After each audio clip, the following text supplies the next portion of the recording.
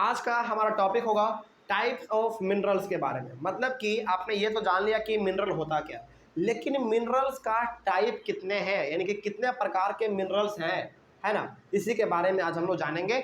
चलिए देखा जाए। सबसे पहला बात यहाँ पे लिखा हुआ है कि there are over 3000 different minerals found on earth. अभी तक जो खोज किया गया है उसके अनुसार लगभग 3000 से ज़्यादा अलग अलग प्रकार का मिनरल्स पृथ्वी पे खोजा जा चुका है। मिनरल्स में क्या क्या आएंगे आपके? आयरन आएंगे, मैग्नीशियम आएंगे, है ना। फिर से उसके बाद आपका कैल्शियम आ जाएगा, पोटासियम आ जाएगा। ये सारा आपका क्या है? मिनरल्स ही तो है ना। इसी के बारे में हम लोग ये जानते हैं कि लगभग 3000 से ज़्यादा अलग अलग प्रकार का मिनरल्स आज तक पृथ्वी पे खोजा जा चुका है ना। आगे, on the basis of composition minerals are classified as metallic and non metallic minerals. Composition के बेसिस पे, कॉम्पोजिशन के बेसिस पे मतलब ये हो गया कि किस मिनरल्स में किस प्रकार का मात्रा ज़्यादा है या फिर कम है। इस बेसिस पे मिनरल्स को हम लोग दो अलग अलग कैटेगरी में क्लासीफाई कर दिए हैं। पहला कैटेगरी आपका है मेटालिक मिनरल और दूसरा है नॉन मेटालिक मिनरल्स। तो आपसे पूछेगा कि मेटालिक मिनरल और नॉन मेटालिक मिनरल, ये जो आपने मिनरल्स को क्लासीफाई किया किस बेसिस पे किया? कॉम्पोजिशन के बेसिस पे, यानी कि किस मिनरल में किस चीज़ का मात्रा ज़्यादा है या फिर कम है। इस बेसिस पे हमने मिनरल्स को दो अलग अलग कैटेगरी में डिवाइड कर दिया। पहला का नाम मेटालिक मिनरल और दूसरा का नॉन मेटालिक मिनरल्स। ठीक है, चलिए आगे बढ़ते हैं। पहली बात शुरू करते हैं हम लोग मेटालिक मिनरल्स के बारे में। जानते हैं कि मेटालिक मिनरल्स आखिर होता क्या है।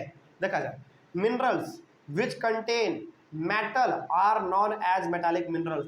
मतलब कि ऐसा मिनरल्स जिसमें कि किसका मात्रा हो? मेटल का मात्रा हो, उसको हम लोग कहेंगे मेटालिक मिनरल। सिंपल।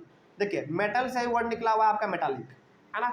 तो मेटालिक मिनरल किसको कहेंगे? ऐसा मिनरल जिसमें कि मेटल का मात्रा हो, उसी को हम लोग कहेंगे मेटालिक मिनरल्स। और मेटल क्या होता है, नॉन मेटल क्या होता है, इसके बारे में हम लोग बहुत ही अच्छी तरीके से जानते हैं, है ना। मेटल मतलब सोनस होगा, मेलिएबल होगा, डक्टाइल होगा, है ना। उसके बाद क्या होगा? और हार्ड होगा। उसके बाद good conductor of heat and electricity होगा। यानी कि बहुत सारा प्रॉपर्टी है मेटल का।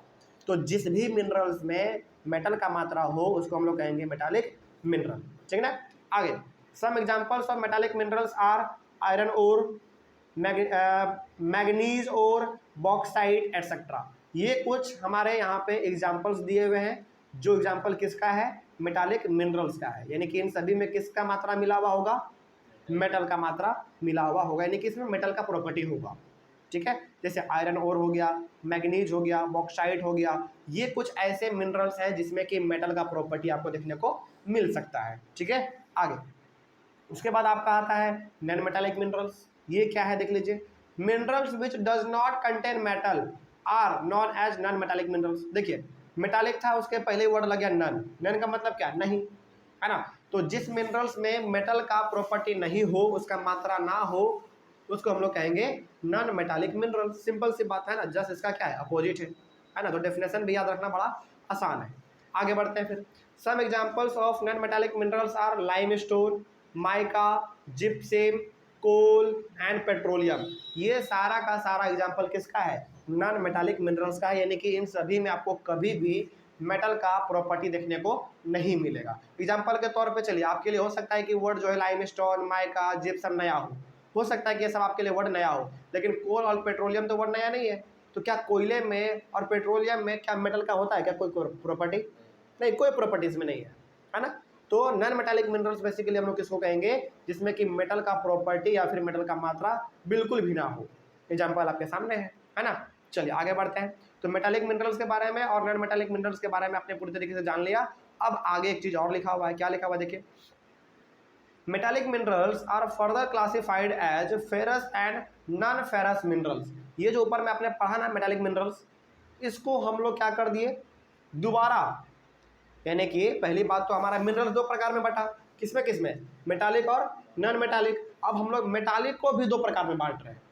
तो वही यहाँ पे लिखा हुआ है, metallic minerals are further classified as ferrous and non ferrous minerals. तो मेटालिक मिनरल्स जो यहाँ पे आपको दिख रहा है, इस वाले मेटालिक मिनरल्स को हम लोग अब दो और अलग अलग कैटेगरी में बांट दे रहे हैं। पहला नाम होगा आपका फेरस और दूसरा होगा नॉन फेरस मिनरल्स। अब आपके मन में सवाल आ रहा होगा कि सर फेरस क्या है, नॉन फेरस क्या है ना। चलिए इसके बारे में जानते हैं क्या है। देखिए इसके बारे में लिखा हुआ है यहाँ पे लिखा हुआ है फेरस मिनरल्स क्या होते हैं। देखिए those minerals which contain iron are known as ferrous minerals. ऐसा मिनरल्स जिसमें कि आयरन का मात्रा हो यानी कि लोहा, उसको हम लोग कहेंगे फेरस मिनरल्स।